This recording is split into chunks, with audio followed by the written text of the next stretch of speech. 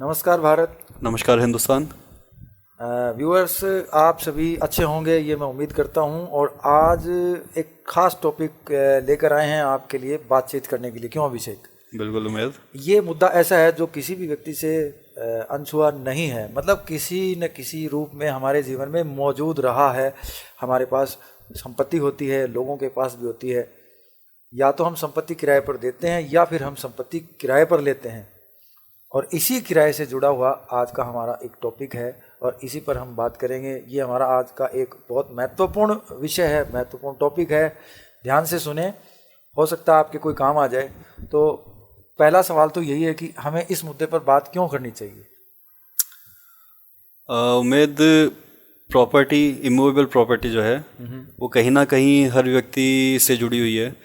व्यक्ति को अपने व्यापार के लिए दुकान की आवश्यकता रहती है, व्यक्ति को रिहाइश के लिए मकान की आवश्यकता रहती है।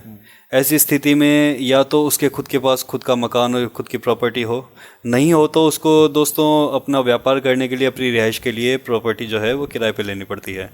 तो जब कोई प्रॉपर्टी किराए पे ली जाती है तो किराएदार और मकान मालिक के रिलेशंस को कंट्रोल करने के लिए एक कानून की आवश्यकता पड़ी।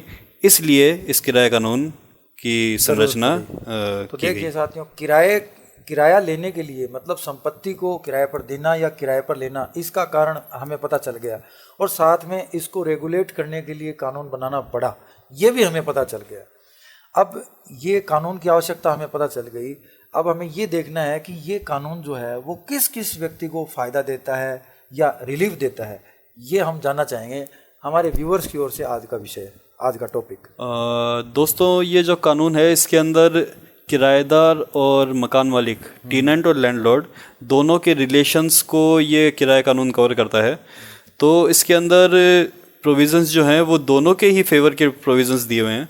कुछ प्रोविजंस ऐसे हैं जो लैंडलॉर्ड को सहायता प्रदान करते हैं, कुछ प्रोविजंस ऐसे हैं जो टेनेंट को सहायता प्रदान करते हैं। तो अगर अपन मोटे तौर पे समझें तो ये एक ऐसा कानून है जो किराएदार और मकान मालिक दोनों के ही संबंधों को, दोनों के ही कर्तव्यों और अधिकारों के बारे में बताते हैं। एक सवाल मेरे दिमाग में अभी अभी आया है। ये जो किराया कानून जो हम बता रहे हैं साथियों को, व्यूअर्स को, सारे भारत में लागू है? ये बहुत अच्छा क्वेश्चन पूछा मैं तुमने। ये अपन जो रेंट एक्ट की बात कर रहे हैं दोस्तों, ये सेंट्रल एक्ट नहीं है। एक्ट क्या है दोस्तों, दो तरह के होते हैं। एक वो एक्ट जो सेंट्रली लागू होते हैं, जो पूरे भारत पे लागू होते हैं। दूसरे वो जो स्टेट एक्ट्स होते हैं, जो अलग अलग राज्यों के ऊपर लागू होते हैं। अलग अलग राज्य अपने अपने स्तर पे उन कानूनों का गठन करते हैं। तो जो रेंट एक्ट है दोस्तों, वो स्टेट लॉ है जो कि हर स्टेट का अलग अलग है। जैसे राजस्थान की बात करें तो राजस्थान का रेंट एक्ट अलग है। अगर अपन पंजाब हरियाणा की बात करें तो वहाँ का अलग है। अगर अपन यूपी की बात करें तो दोस्तों वहाँ का किराया कानून अलग है। वो जो किराया कानून है सब स्टेट लॉ होने से अलग अलग है, परंतु उनके जो बेसिक प्रोविजंस हैं वो लगभग समान है। ये हो सकता है कि कोई धारा, सेक्शंस इधर उधर हो, पर बेसिकली वो सारे के सारे लॉ जो हैं दोस्तों, वो लैंडलॉर्ड और टेनेंट के रिलेशंस को समझाते और बताते हैं। और उनके अंदर लगभग वही बातें मेंशन्ड है जो एक दूसरे स्टेट्स के अंदर मिली जुली हैं, जो समान दिखाई देती हैं। तो साथियों, जैसा कि हमें ये जानकारी मिली कि जो हर राज्य में अपने हिसाब से एक कानून बना हुआ है किराए का, और ये किराएदार और मकान मालिक दोनों को रिलीफ देने के लिए बना हुआ है। इस सूरत में क्या किराए को बढ़ाने का या उसको कम करने का भी कोई प्रोविज़न होता है क्या? बिल्कुल उम्मीद। इसके अंदर अपन रेंट एक्ट की बात करें तो रेंट एक्ट के अंदर किराए को बढ़ाने का प्रावधान है। जैसे कोई दुकान, कोई मकान जो है पिछले 5 साल से 10 साल से किसी व्यक्ति के पास किराए पे चला रहा है, वो उसका किराया नहीं बढ़ा रहा है, तो इसके अंदर एक प्रोविज़न होता है रेंट को रिवाइज करने का या फिर फेयर रेंट डिफाइन करने का। दोस्तों, फेयर रेंट किसे कहते हैं थोड़ा सा आपको बताना चाहूँगा। फेयर रेंट ये है कि जिस प्रमाइसेस में आप रह रहे हैं या जिस प्रमाइसेस को आपने अपने व्यापार के लिए किराए पे लिया गया है, उस लोकेलिटी के अंदर और जितनी भी प्रमाइसेस हैं उनका लगभग किराया कितना है, वो ही उस दुकान का या उस मकान का फेयर रेंट होना चाहिए। तो इस आधार पे मान लीजिए आपने 10 साल पहले कोई परिसर किराए पे लिया था 5,000 रुपये में, आज आसपास के जो परिसर हैं वो 7,000 10,000 रुपये किराए पे हो गए और आपका परिसर 5,000 रुपये किराए पे पड़ा है। तो फेयर रेंट के हिसाब से आप ये तय कर सकते हैं कि आपका प्रेमाइसेस का किराया क्या होना चाहिए, या फिर रिवाइज्ड करवा सकते हैं आप। इसमें एक गणना दी हुई है गणित की, मैथमेटिकल, कि रेंट जो है पर ईयर 5% 7% इस हिसाब से इंक्रीज किया जाएगा और रिवाइज किया जाएगा रेंट को। तो ये जो गणना करने का बताया है, इसके द्वारा किराया जो है वो रिवाइज किया जाता है और बढ़ी हुई दर से किराया जो है वो मकान मालिक प्राप्त कर सकता है किराएदार से। बिल्कुल। ये जो बताया है, ये किराए का जो बढ़ाने का प्रोविजन बताया, ये राजस्थान का जो कानून है उसी में है या दूसरों में भी मौजूद है? ये लगभग दोस्तों सब किराए कानून सब स्टेट के जो हैं उनके अंदर कहीं ना कहीं रिवाइज करने का या फेयर रेंट का जो प्रोविजन है वो दिया हुआ है। मतलब सभी कानूनों में मिल जाएगा, इधर उधर सेक्शन चेंज हो सकते हैं। इसके अलावा एक सवाल और है, किराएदार कभी कभी ये ठान लेता है कि मुझे परिसर खाली करना ही नहीं है, चाहे कुछ भी हो जाए। ऐसी सूरत में लैंडलॉर्ड क्या कर सकता है, उसका भी प्रोविजन है? दोस्तों अपन परिसर को खाली करवाने की या प्रेमाइसेस को रिक्त करवाने की, टेनेंट को एविक्ट करवाने की अगर बात करें तो इसमें दोस्तों दोनों प्रोविज़न है। एक तो ये कि लैंडलॉर्ड की मनमर्जी नहीं होनी चाहिए, लैंडलॉर्ड चाहे और किसी को भी किराएदार को बेदखल कर दे, अपने प्रेमाइसेस से निकाल दे।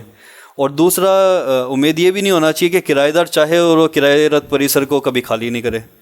तो इन दोनों से बचने के लिए किराए कानून के अंदर प्रोविजंस दिए हुए हैं, एविक्शन के ग्राउंड्स दिए हुए हैं, 8 9 10 11 ग्राउंड्स दिए हुए हैं। अगर किसी भी परिसर से किसी टेनेंट को एविक्ट करवाना है, किसी भी प्रेमाइसेस से अगर लैंडलॉर्ड चाहता है कि मैं किराएदार को एविक्ट करूं, तो उसको उन जो प्रोविजंस दिए हुए हैं, जो आधार दिए हुए हैं, उसके तहत ही अपनी कार्रवाई कोर्ट में करनी पड़ेगी। वो जो भी ग्राउंड्स है वो उसको दोस्तों कोर्ट में प्रूव करवाने पड़ेंगे। अगर वो अपनी ग्राउंड्स को प्रूव कर देता है तो एविक्शन की डिग्री उसके फेवर में उसको मिल जाएगी, और अगर वो उन ग्राउंड्स को प्रूव नहीं कर पाता है तो एविक्शन की डिग्री उसको नहीं मिल पाएगी। तो देखा आपने साथियों की, अगर किराएदार है वो किसी भी वजह से ज़बरदस्ती ये आमादा है कि मुझे जाना ही नहीं है, तो लैंडलॉर्ड के पास भी एक प्रोविज़न है, वो चाहे तो कोर्ट में एप्लीकेशन लगा सकता है। और इसके अलावा इसका उलट भी है, मकान मालिक चाहे तो ज़बरदस्ती उसको बिना किसी वजह के, ऐसा नहीं है कि आधी रात को आके कहे खाली करो, ऐसा नहीं होने वाला है। किराएदार को भी इस कानून में आराम दिया गया है, रिलीफ दी गई है। अच्छा, मकान मालिक को बार बार निवेदन कर दिया जाए कि मकान में ये खराबी है, ये प्रॉब्लम आ गई है, ये मरम्मत करवाना है, वो भी कुछ ऐसा कोई प्रोविज़न है? क्योंकि जब तक मकान एक अच्छी फर्निशिंग का नहीं होगा उसमें रहने का मज़ा नहीं आएगा, और फिर वो किराया क्यों दे, बढ़ी हुई दर से भी क्यों दे? बिल्कुल उम्मीद, जो तुम बात कर रहे हो इसका भी प्रोविज़न है किराए कानून के अंदर कि किराएरत जो परिसर होता है जिसके अंदर कोई भी टेनेंट रह रहा है, अगर वो मरम्मत तलब हो जाए और वो बार बार लैंडलॉर्ड को कहे कि आप इसकी रिपेयर करवाओ और वो नहीं करवाता है, तो इसके अंदर प्रोविज़न है, जैसे अपन राजस्थान रेंट एक्ट की बात करते हैं तो उसके अंदर प्रोविज़न है कि आपका जो साल भर का किराया होता है उसका आप 5% तक की हद तक उसमें रिपेयर अपनी मर्ज़ी से करवा सकते हैं दोस्तों। और अगर इससे ज़्यादा की मरम्मत है तो आप लैंडलॉर्ड को एक नोटिस देंगे, नोटिस देने के बाद में उसको कहेंगे कि आप इसमें ये नेसेसरी जो रिपेयर्स है उसको करवाए। अगर जो लैंडलॉर्ड है वो ऐसी मरम्मत करवाने से मना करता है तो आप कोर्ट में जाकर के पिटीशन फाइल कर सकते हैं और कोर्ट से ऑर्डर प्राप्त कर सकते हैं, कोर्ट से ऑर्डर ले सकते हैं कि लैंडलॉर्ड को पाबंद किया जाए कि वो ये मरम्मत करवाए, ये रिपेयर्स करवाए। और अगर कोर्ट ऑर्डर करने के बाद भी लैंडलॉर्ड मरम्मत नहीं करवाता है तो आप खुद के खर्चे से वो मरम्मत करवा सकते हैं और उसमें जो भी खर्चा लगेगा वो आप किराए की राशि में से आगे काट सकते हैं। तो देखा साथियों, आज का जो मुद्दा है वो कितना महत्वपूर्ण है, और ये या तो आपको समझ में आ गया होगा, क्योंकि किराया एक ऐसी चीज़ है, आप और हम कभी न कभी इसके दायरे में आए हैं, कभी न कभी रहे होंगे, या हो सकता है भविष्य में रहना पड़ जाए। तो इन बातों का ध्यान हमें रखना है। ऐसा नहीं है कि ये बिल्कुल से इसको हटा दीजिए, ऐसा नहीं है, ये काम की चीज़ है। तो आपको आज का अंक हमारा कैसा लगा अपने कमेंट्स के माध्यम से ज़रूर बताएं। और आज के इस अंक से मैं इजाज़त लेना चाहूँगा। उमेश सिंह चौहान, नमस्कार। और मैं अभिषेक टावरी, नमस्कार।